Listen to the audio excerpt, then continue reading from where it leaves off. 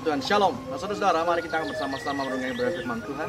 Namun sebelumnya kita berdoa. Bapak, kami mengucap syukur buat hari yang Kau beri, buat kesempatan yang kembali datang kepada setiap kami Tuhan untuk merenungkan firman-Mu Tuhan. Mengucap syukur, kami percaya ini bukan kebetulan. Terangi hati dan pikiran kami Tuhan. Kami rindu mendengar dan terlebih bisa melakukannya dalam nama Yesus. Haleluya. Amin.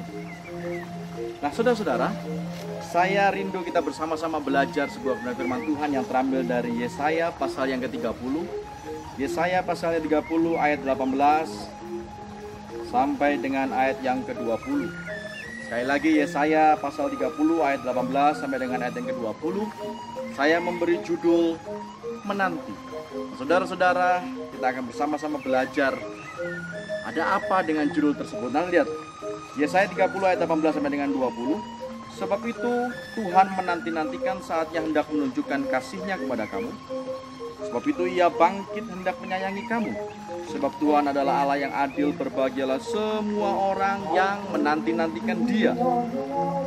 Sungguh hai bangsa di Sion yang diam di Yerusalem, engkau tidak akan terus menangis. Tentulah Tuhan akan mengasihani engkau apabila engkau berseru-seru. Pada saat Ia mendengar teriakmu, Ia akan menjawab. Dan walaupun Tuhan memberi kamu roti dan air serba sedikit, namun pengajarmu tidak akan menyembunyikan diri lagi, tetapi matamu akan terus melihat Dia. Nah, saudara-saudara, bagi sebagian orang menanti memiliki konotasi yang tidak menyenangkan. Buat sebagian orang menunggu atau menanti hal yang sangat menjemukan. Namun demikian ada hal yang luar biasa. Kita bersama-sama akan belajar, karena di dalam ayat yang ke-18 ada setidaknya dua kata kerja ini. Sebab itu Tuhan menanti-nantikan, dan diakhiri dengan berbahagialah semua orang, sekali lagi, yang menanti-nantikan Dia. Jadi ada dua kata kerja dengan dua subjek yang berbeda. Tuhan menanti-nantikan dan berbahagialah orang yang menanti-nantikan Dia. Sehingga kita melihat ada hal yang menarik yang perlu bersama-sama kita pelajari. Sebagai manusia seringkali kita tergoda untuk mereka-reka apa yang akan terjadi. Saudara-saudara, saya memiliki sebuah foto. Lihat, ada sebuah foto di mana di dalamnya ada 3 orang anak. Perhatikan, saya kasih lingkaran untuk anak yang kecil ini, pria. Anak pria yang saya beri lingkaran. Sangat sederhana, bukan? Sangat sederhana. Berulang kali firman Tuhan katakan, bahkan di Amsal 27 misalnya, jangan membangga-banggakan hari esok, karena kita tidak tahu hari esok. Karena sejatinya tidak ada satu orang pun, sekali lagi, tidak ada satu orang pun yang tahu akan hari esok. Anak ini misalnya, lihat tampilannya yang sangat sederhana, tapi siapa yang menyangka? Siapa yang menyangka bertahun-tahun kemudian dia akan jadi apa? Saudara tentu tidak tahu. Saya pun tidak tahu. Karena sekali lagi klausulnya, posisi dasarnya tidak satu orang pun yang tahu akan hari esok. Jadi saya hanya mengambil sebuah foto dan kemudian menampilkan sambil kira-kira akan jadi apa. Mungkin sebagian dari kita mulai menebak-nebak dia akan menjadi pribadi orang yang sukses, pemimpin perusahaan dan segala macamnya. Tapi ketahuilah bahwa sejatinya tidak ada satu orang pun yang tahu akan hari esok. Terus korelasinya apa? Saudara-saudara perhatikan. Di dalam kita menanti-nantikan, di tengah-tengahnya perhatikan saatnya hendak menunjukkan kasih-Nya kepada kamu. Sebab itu Tuhan menanti-nantikan saatnya hendak menunjukkan kasih-Nya. Kasih yang semacam apa? Tentulah kita mulai mereka-reka kasih Tuhan, kira-kira berkat yang melimpah, kesehatan yang begitu luar biasa, sangat fit. Itu hanya rekaan kita. Namun sejauh mana kita bisa mengucap syukur atas kasih yang Tuhan berikan kepada kita, menjadi hal yang sesuatu yang berbeda. Saya berikan ilustrasi begini. Suatu ketika mahasiswa saya yang sudah lulus memberikan buah karya yang luar biasa untuk saya, kenang-kenangan. Ya, butuh waktu yang cukup lama buat saya untuk menikmatinya, karena ketika pertama kali saya melihat, saya gitu amat ya, nggak tambah ganteng, nggak tambah gagah, malah terkesan tambah jelek. Bukankah karya seni yang bernilai tinggi itu kalau misalnya objeknya biasa, tampak jadi begitu luar biasa, itu karya seni yang luar biasa yang mahal. Tapi kalau objeknya tampan, kemudian jadi kurang tampan, itu kayaknya biasa. Nah, saudara-saudara, sekali lagi saya butuh waktu yang lama. Namun kemudian beberapa saat kemudian saya melihat foto yang berbeda. dari seorang wanita yang juga digambar. Nah, saudara bisa melihat, dari situlah kemudian saya bersyukur dan mulai saya bisa menikmatinya. Saya ingat pesannya anak ini, mahasiswa ini berkata, "Pak, dipajang ya di ruang kerja Bapak." Oke lah, sejak saat itu saya berani memajangnya. Karena saya bangga, setidaknya ini jauh lebih bagus dari gambarnya Mbak yang tadi. Kasihan Mbaknya, gitu kan? Nah, saudara-saudara, kasih yang Tuhan berikan kepada kita satu dengan yang lainnya tentulah berbeda. Nah, sekarang kita lihat ada hal-hal yang menarik. Sekali lagi, kalau kita melihat di bagian awal tadi, bahwa ada dua subjek Tuhan menanti-nantikan untuk siap memberikan kasih-Nya, menunjukkan kasih-Nya yang luar biasa. Dan Tuhan minta apa? Tuhan minta kita di bagian akhirnya, berbahagialah semua orang yang menanti-nantikan Dia. Yang menanti-nantikan Dia. Saudara-saudara,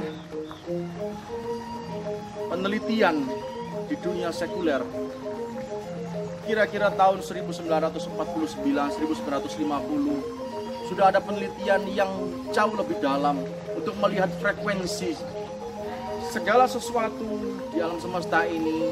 Dia meneliti, dua tokoh ini meneliti bahwa semuanya memiliki frekuensi. Andre Bovis dan Andre Simoneton meneliti bahwa semua benda itu memiliki frekuensinya sendiri-sendiri. Orang misalnya, mereka orang yang sudah menuju kepada kematian itu menggunakan frekuensi sekitar 1000 bahkan kurang dari 1000 UB atau unit Bovis namanya dia. Orang yang sakit misalnya, orang yang sakit dan sakitnya parah sekitar 2000 sampai 3000 frekuensinya. Kalau dilihat dengan alat tertentu dia akan melihat, oh, ada frekuensi 2000 sampai 3000 ini sakit parah. Lantas bagaimana dengan orang yang sakit sedang? Orang yang sakit sedang kira-kira 5000 atau kurang dari 5000, batasnya sampai dengan 5000 itu sakit sedang. Nah, saudara-saudara, orang sehat berada di frekuensi sekitar 7000 sampai dengan 8000. Nah, parahnya virus memiliki frekuensi yang sama. Virus mereka memiliki frekuensi yang sama, yaitu kurang dari 5000. Batasnya sampai dengan 5000. Artinya apa? Mereka-mereka yang sedang sakit memiliki kecenderungan yang tambah sakit, stres, dengan berkumpulnya virus-virus yang lain. Kaitannya apa dengan pandemi? Saudara-saudara bisa perhatikan. Sejak saya menyampaikan firman Tuhan yang pertama di awal pandemi, di bulan Maret. Betul bahwa masker yang saya jelaskan di awal tidak sepenuhnya bisa melindungi kita. Bahkan yang N99% pun sekalipun. 99%, ada 1% kesempatan untuk bolong untuk virus masuk. Namun apa? Namun hal tersebut membuat masyarakat yang menggunakannya merasa tenang, terlindungi. Setidaknya saya terlindungi dari wabah-wabah, dari virus yang bertebaran. Dan inilah yang kemudian membuat frekuensinya bisa naik. Dari yang sakit sederhana kemudian naik menuju 6000, 7000 dan menjadi sehat. Sangat sederhana sekali. Tapi sebaliknya, ketika kita merasa was-was, cemas, jangan-jangan saya bahkan kena virus segala macamnya, maka saudara-saudara frekuensi tersebut semakin turun dan frekuensi yang sama menarik benda yang sama, termasuk dalamnya virus.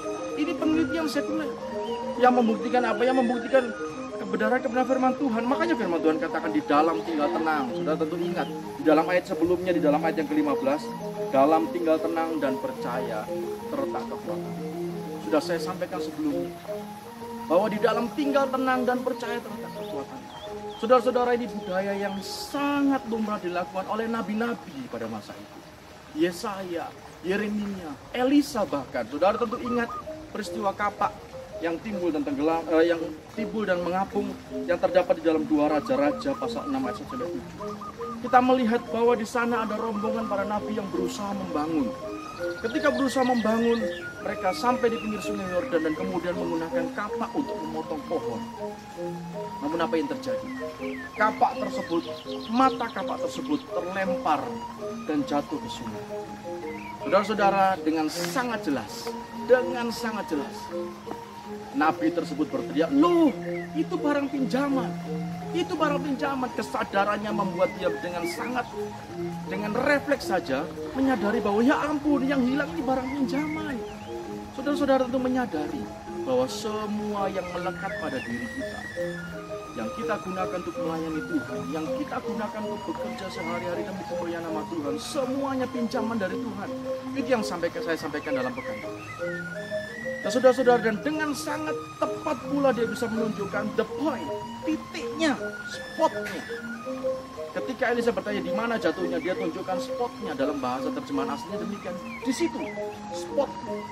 Sehingga Elisa kemudian mematahkan dahan pohon, melemparkan tepat di titik yang sama, di spot yang sama.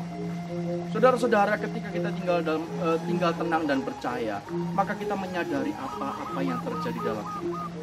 Saudara-saudara, itulah sebabnya di bagian awal tadi Tuhan ini sudah gak sabar rasanya ingin menunjukkan kasih-Nya kepada kita. Dan yang dia harapkan apa? Dia mengharapkan kita menanti-nantikan Dia. Saudara-saudara, di bagian yang berikutnya di dalam ayat yang ke-19. Perhatikan ayat 19. Sungguh hai bangsa di Sion yang diam di Yerusalem, kau tidak akan terus menangis. Tentulah Tuhan akan mengasihani engkau apabila engkau berseru-seru pada saat Ia mendengar teriakmu. Pada saat Ia mendengar teriakmu, itu diterjemahkan at the voice of your cry. At the voice of your cry. Bukan hanya at your cry, bukan hanya pada tangisanmu, bukan hanya pada teriakmu, tapi ada levelnya. At the voice of your cry. Artinya apa, saudara-saudara? Ada hubungan yang sangat dekat antara Tuhan dengan seseorang. Ya. Sehingga ada level-level, ada grade, ada gradasi yang berbeda-beda satu dengan yang lainnya. Berkaitan dengan seruannya kepada Tuhan. At the voice, ada tingkatan ketika saya berdoa menangis dengan terima kasih Tuhan, tapi suaminya Tuhan dengan sangat kencang berteriak. Saudara-saudara, ada level-level yang berbeda-beda orang menangis. Menangis biasa, sesengguhan itu juga cry. Tapi menangis yang itu cry juga. Tapi ada orang yang dalam bahasa terminologi Jawa gero-gero, nangis gero-gero itu juga menangis juga. Itulah dikatakan the voice of thy cry. Saudara-saudara, hal-hal yang semacam ini didapat dari mana? Dari hubungan kita dengan Tuhan. Saudara tidak mengerti apa yang terjadi di belakang sana antara saya dengan Tuhan. Pun demikian halnya, saya tidak mengerti apa yang saudara tangiskan, seperti apa saudara tanda kutip menangis kepada Tuhan. Di tingkat level manakah saudara menangis? The voice of your cry. Ada di ruang-ruang yang khusus, di kamar misalnya. Dari luar saudara bisa melihat semuanya tertawa. Tapi ketika berdoa kepada Tuhan, maka terlihatlah tingkatannya. Oh, ini sangat sungguh-sungguh. Oh, ini betul-betul lebih lagi. Ini sangat dalam. Nah, ini dia. Makanya dikatakan apabila pada saat Ia mendengar teriakmu, Ia akan menjawab. Di dalam ayat yang ke-20 bahkan, dan walaupun Tuhan memberi kamu roti dan air serba sedikit, namun pengajarmu tidak akan menyembunyikan diri lagi, tetapi matamu akan terus melihat Dia. Nah, saudara-saudara, melewati hal yang semacam ini, bahkan katakan roti dan air yang sedikit, menunjukkan kondisi yang serba kekurangan. Namun tujuan akhirnya supaya kita tetap melihat Dia. Latar belakang kitab ini, bangsa Israel yang akan diserang oleh musuh yang sangat besar, bangsa yang terkenal besar Syria. Mereka bukannya berharap kepada Tuhan, tapi justru menoleh kepada bangsa Mesir. Aduh, kayaknya saya bisa minta tolong pada Mesir. Siapa tahu bisa nolong kita sehingga bisa menggempur bersama-sama. Mungkin kita bisa menang. Allah memperingatkan. Karena harus hanya kepada Dia saja kita berdoa. Hanya kepada Dia saja. Itulah sebabnya dikatakan di bagian ayat, berbahagialah semua orang yang menanti-nantikan Dia. Saudara-saudara, kata menanti-nantikan Dia didahului dengan tindakan Allah. Allah lebih dulu menanti kita untuk menunjukkan semua kasih-Nya. Yang Dia butuhkan adalah apa? Yang Dia butuhkan adalah saudara menantikan. Sangat sederhana sekali. Firman Tuhan yang sangat sederhana. Saya rindu memberkati saudara di tengah pandemi yang terus berkelanjutan. Saudara-saudara, negara kita baru saja mencatatkan rekor yang luar biasa. Mereka yang terkontaminasi virus ini, mereka hari Kamis kemarin tercatat sudah 4.600 per hari, 4.600 sekian, itu rekor. Sejak pandemi berlangsung mulai bulan Maret negara kita. Saudara-saudara, lihat, berbahagia orang yang menanti-nantikan. Karena apa? Karena Allah lebih dahulu menanti-nantikan. Saya ingin menunjukkan kasih setia. kasih setia yang begitu besar. Tak perlu lagi mereka-reka kasih setia semacam apa. Saudara bisa melihat satu dengan yang lainnya. Sampai detik ini saudara dan saya masih sangat beruntung. Karena yang lainnya walaupun memiliki kekayaan yang begitu besar, tapi terpaksa harus terbaring di rumah sakit. Walaupun memiliki kondisi yang sangat fit, seolah-olah kita melihatnya sehari-hari sangat fit, bisa punya kesempatan kemanapun, tapi kita lihat berbaring tak berdaya. Saudara-saudara, begitu besar kasihnya akan diberikan kepada saudara dan saya. Dan itu rindu Allah tunjukkan kepada setiap kita. Untuk siapa? Untuk semua orang yang menanti. Saudara-saudara, pujiannya mengatakan apa? Kau tunjukkan kasih setiamu, kau menyediakan yang ku perlu, kau setia, kau mulia. Nah saudara-saudara, melewati semua hari demi harinya berserta dengan kita, serta dengan saudara dan saya, percaya bahwa Dia akan tunjukkan kasih setianya yang luar biasa. Dia sediakan semua yang kita perlukan. Mari kita berdoa. Bapak, kami mengucap syukur Tuhan buat kebenaran firman-Mu yang memberkati setiap kami Tuhan. Walaupun sederhana, kami percaya Tuhan bahwa Engkau menanti-nantikan saatnya untuk menunjukkan kasih-Mu kepada setiap kami. Dan yang kami perlukan, dan yang Kau perlukan adalah kami senantiasa menanti-nantikan Engkau, berharap penuh hanya kepada-Mu. Terima kasih Allah, ini hidup kami hanya di dalam nama Yesus. Haleluya. Amin.